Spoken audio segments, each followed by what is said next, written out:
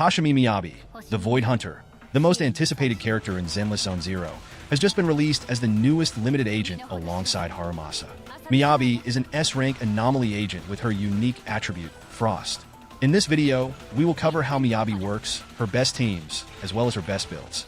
Like and sub if the video helps, and let's get into it. Hashimi Miyabi's gameplay revolves around her special basic attack, Shimatsuki. This is where most of her damage comes from. To use Shimatsuki, you hold down your basic attack while having at least 2 points of Fallen Frost, up to a max of 6 points.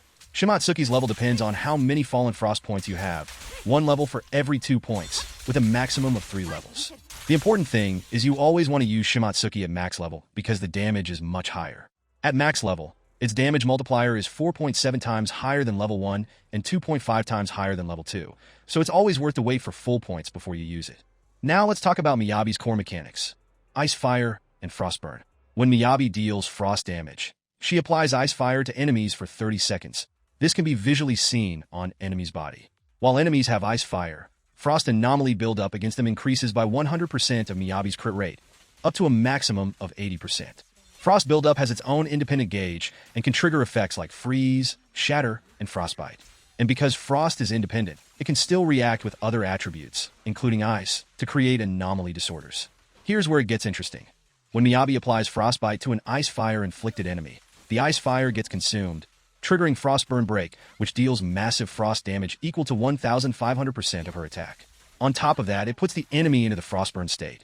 While an enemy is in Frostburn, your entire team's anomaly buildup rate is increased by 20% against them. However, Miyabi can't reapply Ice Fire to the enemy until when Frostbite ends, or if another anomaly overwrites it. So it's recommended to trigger a different anomaly after triggering Frostburn Break.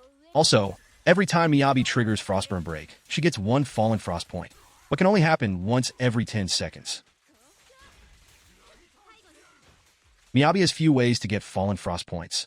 First off, she starts every battle with 3 Fallen Frost points. The easiest way to get more points is through her EX special. When you use her EX special, you gain 2 Fallen Frost points. If you have enough energy, you can press the EX special again to perform a follow-up attack that deals extra damage, and this gives you 2 more points. Another way she gets Fallen Frost is through her additional ability, which is activated when you have a support or same faction agent. Every time one of your squad members triggers a disorder, Miyabi gains 2 Fallen Frost points, while her next Shimatsuki will ignore 30% of the enemy's ice res.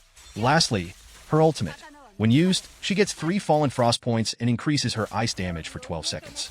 I recommend to time her ultimate when you gain Fallen Frost through disorder, which shouldn't be too hard, since you always want to pair her with another anomaly.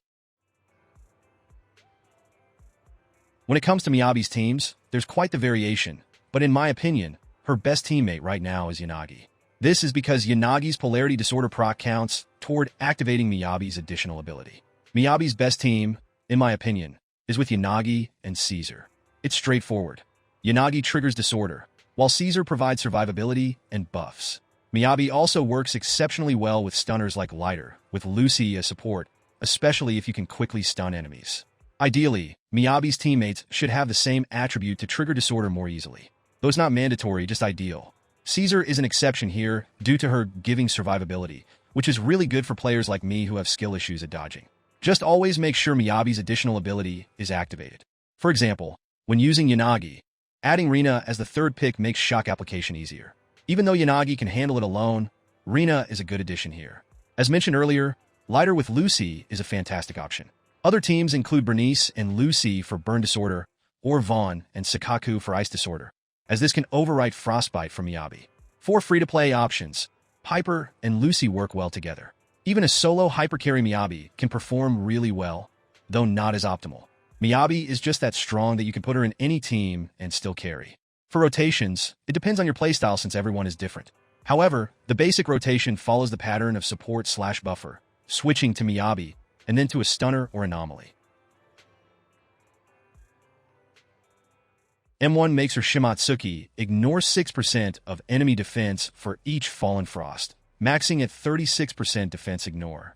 M1 also adds a quality of life improvement by removing Frostburn when a level 3 Shimatsuki hits a Frostburn enemy, so you don't have to worry about needing to trigger another anomaly to remove it. This also increases team-wide anomaly buildup rate by 20% for 10 seconds. M2 increases your normal basic attack and dodge counter damage by 30%. M2 also makes it so you gain 1 Fallen Frost when the 5th hit of your normal basic attack lands on an enemy, making solo carry even more viable.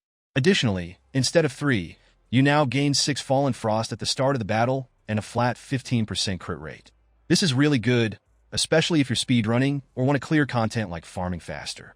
M4 is pretty straightforward.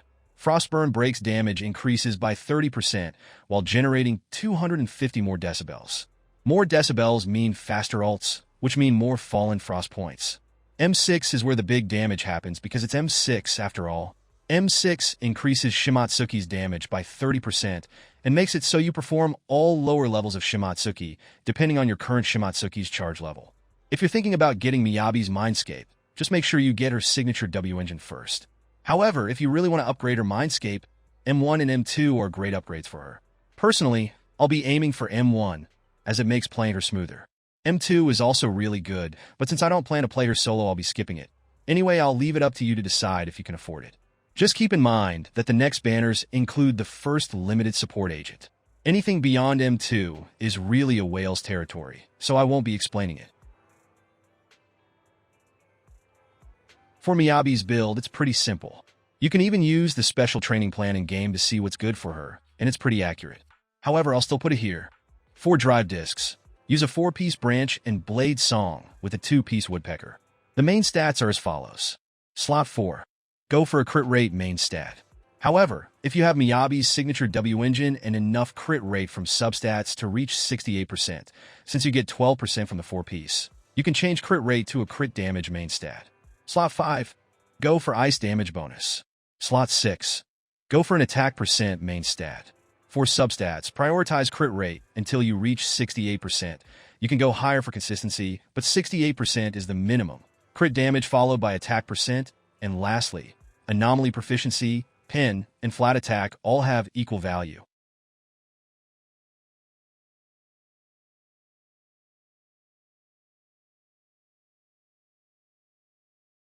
Now, do I recommend pulling for Miyabi? The answer is yes. She is currently the strongest damage dealer and will likely remain that way for quite some time. Not only is she easy to use, but her team is also quite flexible, so definitely get her if you can. Anyway, I hope this guide has been helpful. Thanks for watching and see you next time.